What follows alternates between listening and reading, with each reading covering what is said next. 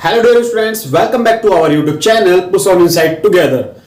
Last video में हमने देखा था लॉन्ग वॉक टू फ्रीडम के short answer type question and answer. उससे पहले हमने कुछ इंपॉर्टेंट पॉइंट्स देखे थे उस चैप्टर के लॉन्ग वॉक टू फ्रीडम के, जिस पॉइंट्स को पढ़ने के बाद आप बिना चैप्टर को पढ़े पूरा डिटेल में चैप्टर पढ़ने की आपको जरूरत नहीं है। कुछ उन इंपॉर्टेंट पॉइंट्स को अगर आप पढ़ लेते हो तो आपको पूरा चैप्टर क्लियर हो जाएगा, साथ ही में क्वेश्चन आंसर को भी आप हैंडल कर सकते हो।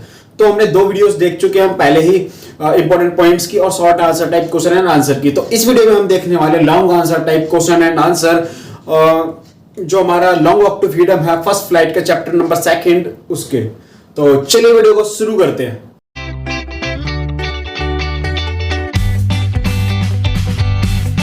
तो पढ़ना शुरू करते हैं हम। ये long answer type question and answer हमारे सामने है। तो फर्स्ट क्वेश्चन हमारी स्क्रीन पर ये है, as a young boy Mandela had a different idea about freedom.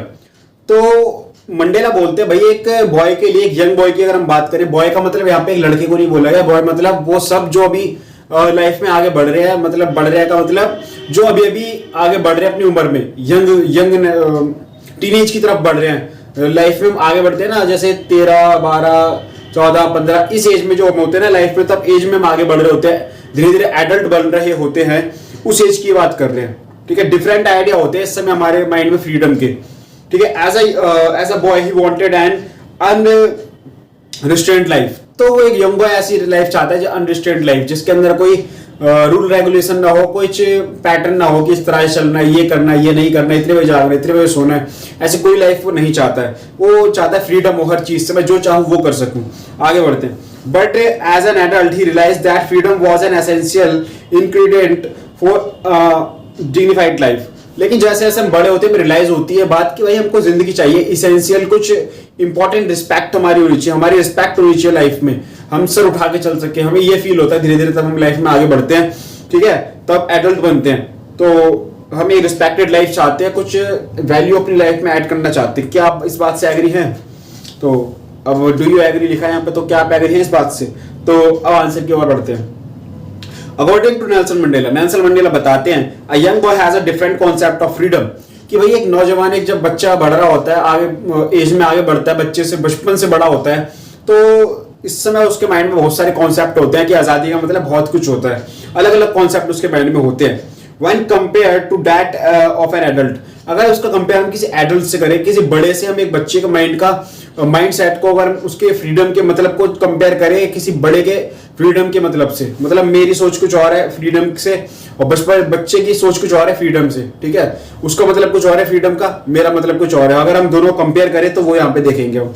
In childhood अगर हम बचपन की बात करें, freedom means freedom to indulge in simple lawlessness.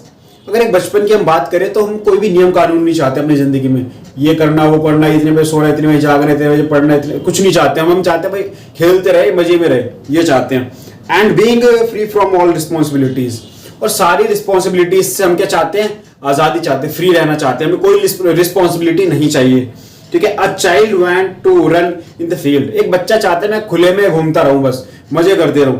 Swim in the river, मैं घूमता रहूं, तैरता रहूं पानी में, बस मजे करते रहूं, इंजॉयमेंट रहे बस, एक्सेट्रा यही सब।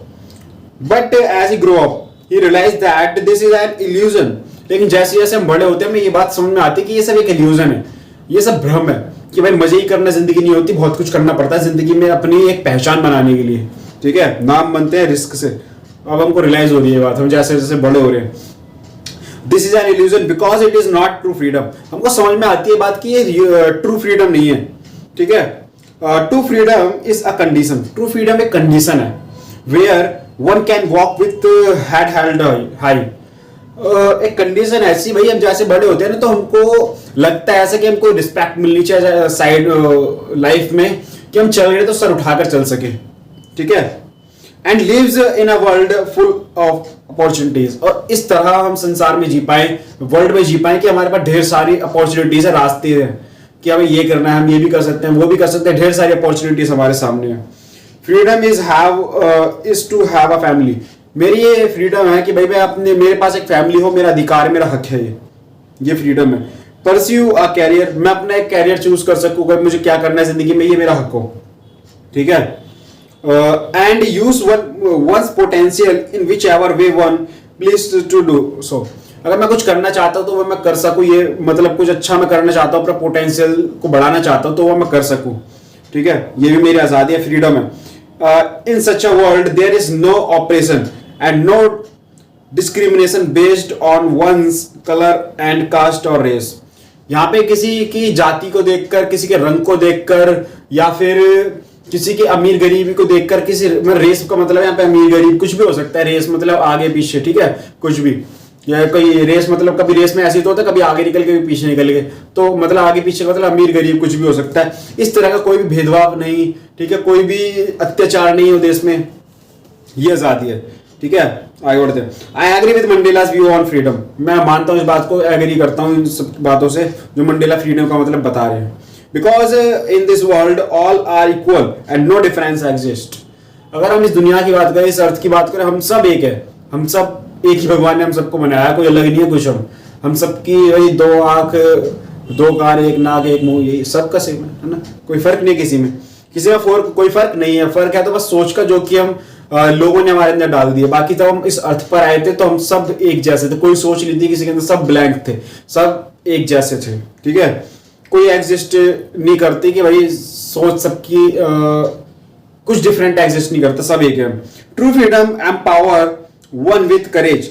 जो ट्रू फ्रीडम है वो लोगों को भरती है एक करेज से, एक साहस से भरती है। And makes one stand up against injustice of any kind. और सामने वाले के अंदर इतनी हिम्मत लेकर आती है ट्रू फ्रीडम कि भाई कोई गलत हो रहा है उसके साथ तो वो उसके अपोजिट जा सके और अपने साथ सही कर सके।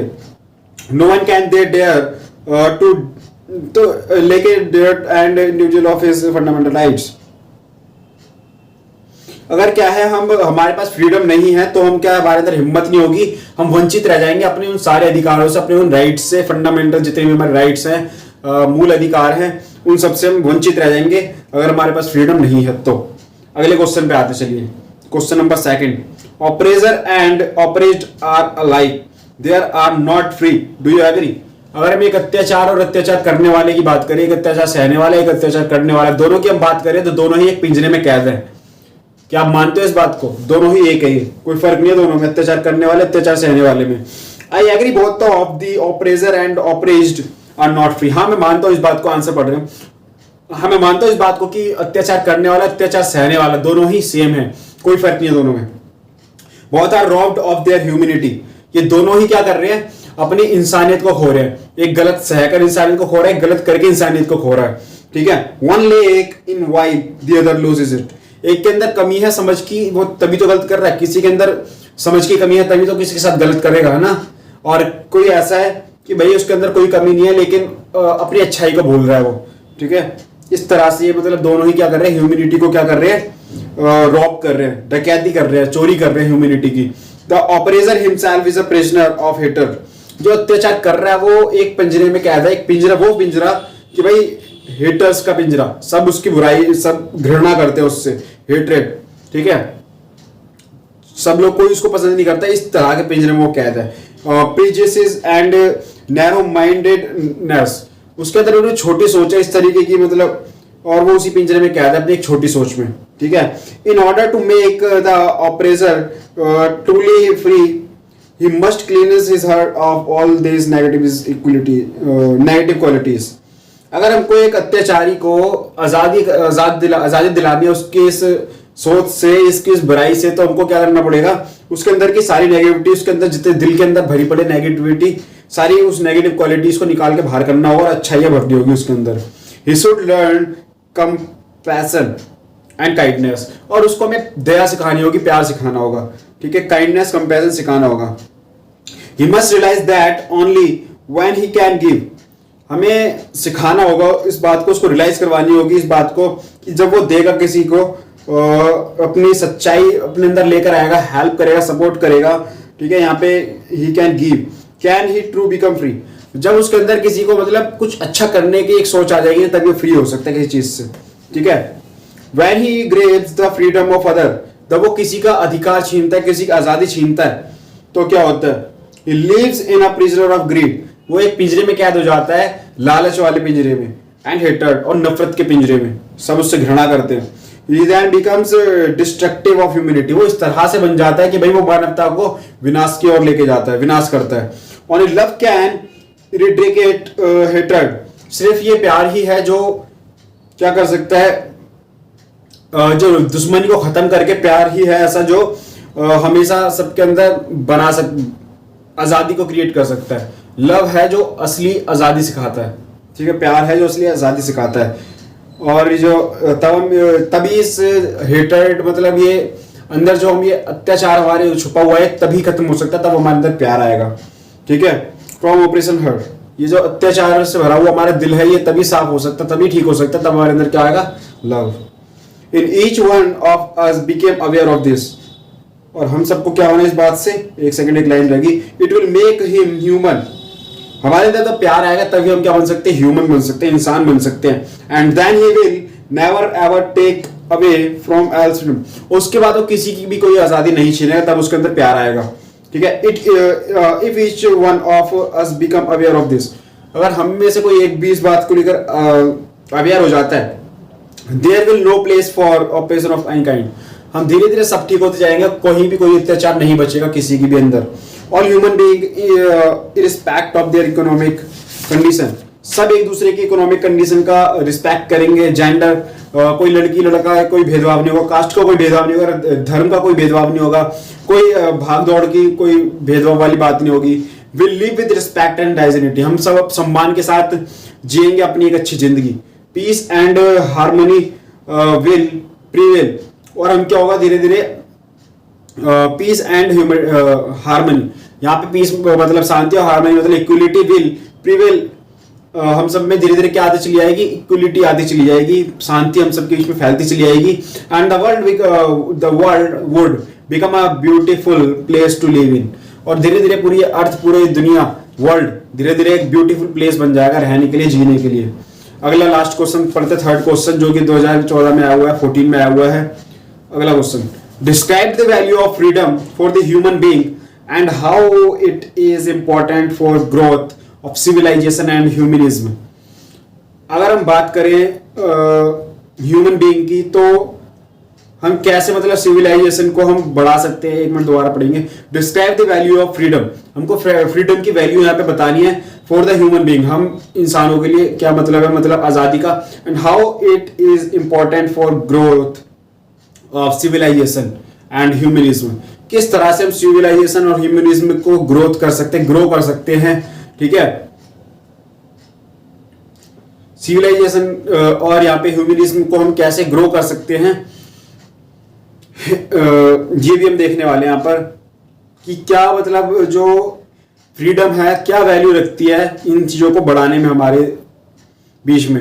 As described in the lesson Nelson Mandela, यानी कि जिस तरह से नेल्सन मंडेला ने बताया लॉन्ग वॉक टू फ्रीडम के अंदर, freedom is the fundamental right of every human being, आजादी हम सबका एक मौलिक अधिकार है, ये बोलते हैं Nelson Mandela. However it has been seen that the powerful use their power to curtail the right of weak. अगर हम यहाँ पे बात करें तो भाई एक पावरफुल इंसान क्या करता है, दूसरे जो कमजोर होता है उसके अधिकारों को छीनता है, उसके जो अधिकार है उसको छुपाता है, उससे उस तक नहीं पहुंचने देता। मतलब मेरा कुछ अधिकार और मुझे पता ही नहीं है, तो मैं कैसे उस अधिकार का इस्तेमाल कर पाऊंगा, नहीं कर पाऊंगा उस अधिकार का मैं इस्तेमाल, तो ऐसे में क्या होगा, मैं पीछे रह जाऊंगा और सामने वाला जो पावरफुल है वो मुझे एक्सप्लॉइट कर सकता है, मुझे दबा सकता है। Them for their own benefits, वो ऐसा क्यों करेगा, उसका खुद के बेनिफिट के लिए। At times the right is taken away from them due to colour, और ये अधिकार मुझसे कैसे छीन रहा है वो सामने वाला, मेरे कलर को देखकर, मेरे रेस को, अमीरी गरीबी इन सबको देखकर, जेंडर को देखकर, और कास्ट प्रीजुडिस और जाति धर्म को लेकर कि भाई इसकी जाति छोटी है इसकी बड़ी है, ये सब देखकर वो मेरे अधिकार मुझसे छीन रहा है। But economic condition are also a factor, और साथ ही में इकोनॉमिक कंडीशन मेरी भी यहाँ पर मायने रखती है, which make the weak vulnerable to exploitation, और मतलब मेरी इकोनॉमिक कंडीशन ठीक नहीं है और जिस वजह से क्या करते हैं मुझे और ज्यादा मेरे ऊपर अत्याचार करते हैं, मुझे और ज्यादा दबाते हैं।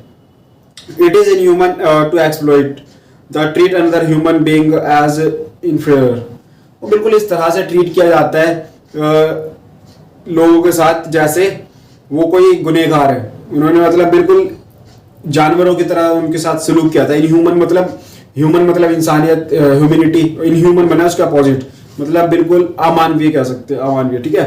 डिनाइल ऑफ फ्रीडम, हमसे छीना जाता है हमारी आज़ादी।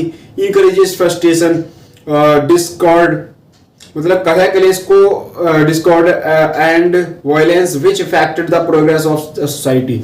और इन सब चीज़ों से अगर हम किसी का आज़ादी छीनने, किसी का हक छीनने, तो क्या बढ़ता है? फ्रस्ट्रेशन बढ़ता है, हमारा इनकरेज डाउन होता है, ठीक है। और क्या होता है? कलह कलेश बढ़ता है। डिस्कॉर्ड मतलब कलह, एंड वायलेंस, कलेश, कलह कलेश बोल सकते हैं इसको, which affected the progress of society, और जिससे क्या होता है? सोसाइटी की प्रोग्रेस रुक जाती है। Human being can not B curtailed forever because freedom is birthright for every individual।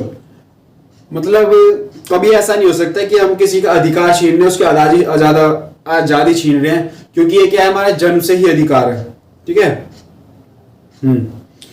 There can be no progress, कोई भी, एक सेकेंड, फिर से हमने एक लाइन उड़ा दी थी यहाँ पर। There can be no progress and growth without peace and harmony. हम सबके बीच में कोई भी इक्वलिटी नहीं है, शांति नहीं है, तो बिल्कुल भी प्रोग्रेस नहीं हो सकती। Moreover freedom of any human being can not be curtailed forever, because हम सबके बीच में क्या हो सकता है? ह्यूमन बीइंग के बीच में हमारे अधिकार अगर कोई छीन रहा है तो कभी तो बहुत ज्यादा गलत है। Because freedom is birth right of every individual, हम सबका अधिकार है कि वह आज़ादी हमें मिलेगी, हमारा जन्म से अधिकार है। तो साउथ अफ्रीका, ये साउथ अफ्रीका की हम बात की जा रही है, तो साउथ अफ्रीका के लोगों को बोला जा रहा है, ठीक है। वो आर विक्टिम्स ऑफ डिस्क्रिमिनेशन, जिनको क्या, उनको पीड़ित रखा गया था भेदभाव के बीच में, भेदभाव के चक्कर में उनको क्या हो रहा है? पीड़ित बनाया गया, उनके साथ भेदभाव किया गया बहुत ज्यादा, उसी चीज से वो पीड़ित थे बहुत ज्यादा। And lived like slaves for these centuries, और कुछ सेंचुरीज से उनके साथ बिल्कुल स्लेव्स की तरह बिल्कुल बिहेव किया जाता है। स्ट्रगल उनका बिल्कुल बहुत ज्यादा था, और जिस वजह से क्या हुआ? अल्टीमेटली सक्सेस हो गए, वो आखिर में सक्सेस हो गए। Nelson Mandela in the speech accepted the importance of freedom for human being. वो तो अपनी स्पीच देते हैं, तो अपनी स्पीच में वो बताते हैं कि भाई क्या इंपॉर्टेंट रखते हैं एक आज़ादी किसी के भी लिए, ठीक है। Irrespective of his and her colour, gender, race, वो बताते हैं कि भाई हमारे सब चीजें कितनी मायने रखती है ये सब। He promised a government which would respect, वो बोलते हैं कि मैं वो ऐसी गवर्नमेंट चलाऊंगा, ऐसी सरकार चलाऊंगा कि जो सबको रिस्पेक्ट देगी। Right and freedom of all, सबको उसके अधिकार मिलेंगे और सबको आज़ादी मिलेगी। मैं ऐसा मतलब स्पीच में वो अपनी बोलते हैं नेल्सन मंडेला। तो ये कुछ 3 हमने लॉन्ग आंसर टाइप क्वेश्चन और आंसर हमने देखे थे, जिनके एग्जाम में आने के चांसेस हैं, तो नोट करिए, तैयार करिए, ताकि आप अच्छा एग्जाम अटेंड कर पाओ। Long answer type question answer अगर आपके सामने आता है तो, ठीक है। तो यही था आज की वीडियो में। चैनल पर पहली बार विजिट करो, सब्सक्राइब कर लीजिए जल्दी चैनल को। इंस्टाग्राम पर भी आप हमें फॉलो कर सकते हैं, यूजर नेम आप ये देख रहे हो। एक्चुअली मेरी तबीयत थोड़ी ठीक नहीं है, फिर भी मैं आपके लिए वीडियो बना रहा हूँ, इसलिए थोड़ी प्रॉब्लम हो रही है वीडियो बनाने में। तो मिलते हैं नेक्स्ट वीडियो में। ध्यान रखिए, आपसे अपना सपोर्ट करिए, ठीक है। ध्यान रखिए, सपोर्ट करिए, तो शेयर करिए स्टूडेंट्स के साथ, अपने फ्रेंड्स के साथ जिनको जरूरत है पढ़ने की, इंग्लिश 10th क्लास में है जो। तो मिलते हैं नेक्स्ट वीडियो में। ध्यान रखिए आपसे अपना। जय हिंद, वंदे मातरम।